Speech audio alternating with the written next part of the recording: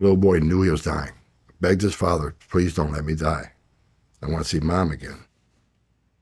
19 people Baked to death, died.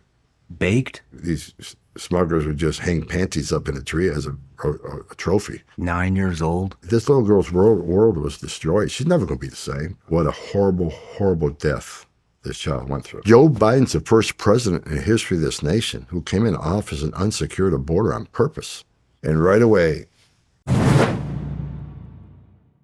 the thing that really, really affected me was two things. Number one, talking to a little girl about 9 years old that was part of a smuggling group who was raped multiple times by members of the criminal cartel. 9 years old? Yeah. And let me tell you something, as tough as a guy you want to be, when you sit down, you get on your knees, you talk to this little girl, and everything innocent, pure, has been ripped from her. Where you can tell that she has no faith in humanity. I mean, this little girl's world was destroyed. She's never going to be the same. I don't care how much counseling she gets, right? And I'm a father. And you think, how could someone do that to such an innocent little girl?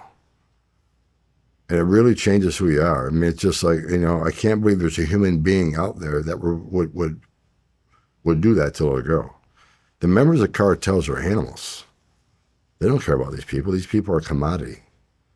And there's been several instances where, women and children that I've been involved with through investigations were sexually assaulted by the cartels as, demanded as part of crossing them, or either across the desert or over the river, or just take it, just rape them for the hell of it. I mean, I've seen rape trees, where these smugglers would just hang panties up in a tree as a trophy. And well, the 9-year-old girl shook me, because then you realize just how inhumane these people are. The thing that probably shaped me the most was back in, I think it's 2003. I was in Dallas, Texas, giving a speech to the International Association of Chiefs of Police. We just became ICE less than a year earlier. They took customs and immigration, made ICE. So I was there to explain this new agency and how we can work together and collaborate. I remember getting an emergency phone call from Washington, D.C. John Morton, who was the director at the time, but was actually his deputy, was adultery, called me and says, hey, you're in Dallas. You need to get down to Victoria, Texas right away. There's a tragedy down there, and we want you to go down there and take over the investigation. Because they knew, at the time I was assigned to headquarters, they knew I spent most of my career, as I said, in alien smuggling and trafficking cases. So they flew me down there in an Air Marine plane, and I landed down at the crime scene. When I got there, the sheriff, and I think it was a Texas Ranger, walked me through the crime scene. Okay, I said, okay, it's yours. So I remember walking up to there's a tractor trailer, and there's 19 people baked to death in back that tractor trailer. 19 people baked to death, died. Baked? Baked. Heat is just, they're in a steel box, tractor trailer, steel box, black, no air, in the middle of summer. And so I get up to the crime scene. I walk up to the crime scene right away. There's just the trailers there. The truck's gone. He unhooked it and he left, the driver. So I walk up to the crime scene, and all I have is a suit. I'm wearing a suit. I was giving a speech. I left. I didn't get back to the hotel and get my stuff. I went straight to the scene. So I get there, and I walk up to this tractor trailer. Right away, I see several bodies on the ground. Because when those doors finally opened up, the people were such a rush to get air that they knocked some dead bodies out of the truck onto the ground. So I noticed some dead bodies on the ground there. Then I got to the back of the tractor trailer, and I looked in the back of the tractor trailer. I just see dead people. Most of them in their underwear, because they were trying to get some relief from the searing heat. And right away, so I looked at, I keyed on a little boy. And he was partially covered up by who later found out was his father, who was protecting him. And I keyed in on him. and he was wearing the same color underwear that my little boy had. Same underwear. And I had a 5-year-old son at the time.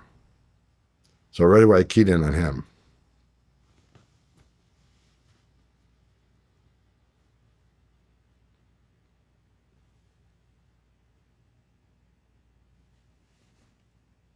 So we had, so I took over the investigation.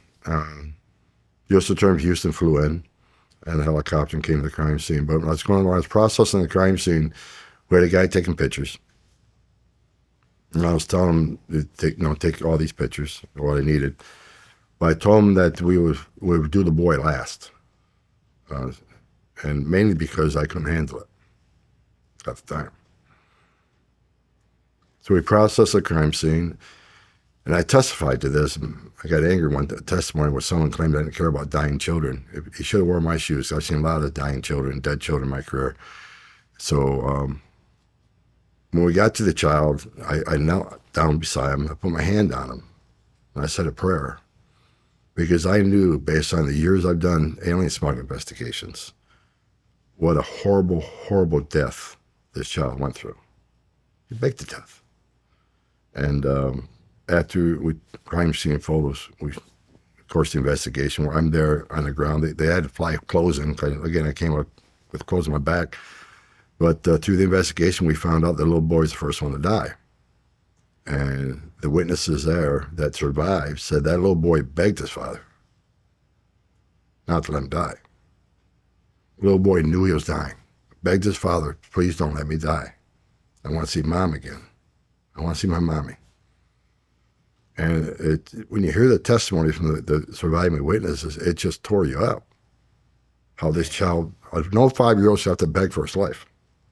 No 5-year-old should be baking to death in a black box that got up to 175 degrees, they said.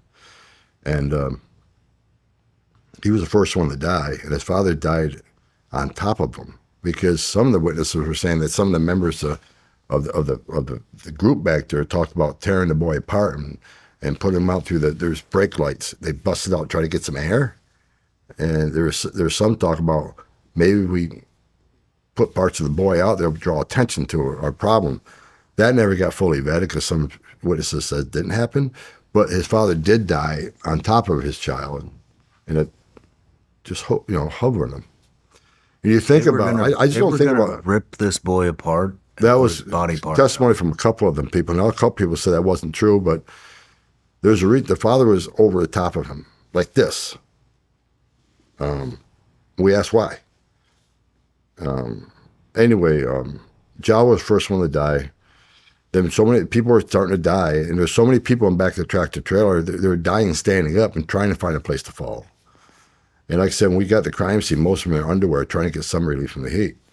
So through that investigation, the first couple of weeks, I'm listening to this testimony, and I just don't think about, okay, that child died. I'm thinking about how he died, what his last 2 hours was like, what was his last hour like. His father couldn't help him. His father put him in that position, begging his father to help him. His father can't. They're in a steel box, locked in a steel box. No air in there. The air compressor was turned off. And the information was, it was turned off because he wanted to draw attention to the truck. Because if the truck's empty, going through a checkpoint, if the air conditioning on, that means you got something back there. So there's a lot of testimony from a lot of different witnesses saying a lot of different things. But the way that child died, and I didn't sleep for a week down there. I'm a pretty tough guy, but that affected me. Because I had a 5-year-old son at the time. You started thinking about, why is my son lucky and that child wasn't? Why is my son born in the greatest nation on earth and this child wasn't? And so, and I've been honest about that. After we put all 14 of those people in jail, anybody involved, they're in prison. And we shut that investigation down pretty quick, put a lot of people in prison. And after the investigation was done, I had to go get help. I couldn't sleep. Just the image of this little boy, how he suffered. And I had a son the same age. That affected me more than anything. Because I realized That didn't have to happen. If we had a secure border, that little child wouldn't have died. And that's why for the last 4 years, that's one of the reasons I wake up every pissed off. I knew when they open this border up, more kids are going to die. More women and children will get sexually assaulted. More Americans are going to die from fentanyl and other drugs coming across that border. Sex trafficking is going to increase tenfold. So I woke up every day for 4 years on Biden, pissed off, and I actually did. I woke up just mad that Joe Biden's the first president in the history of this nation who came into office and unsecured a border on purpose. There wasn't mismanagement. There wasn't incompetence. He knew exactly what he was doing. I wrote an op-ed, FoxNews.com, about 6 months before the election. I said, if Joe Biden becomes president, we lose the border. No matter where you're watching Shawn Ryan Show from, if you get anything out of this, please like, comment, subscribe, and most importantly, share this everywhere you possibly can. And if you're feeling extra generous, please leave us a review on Apple and Spotify podcasts.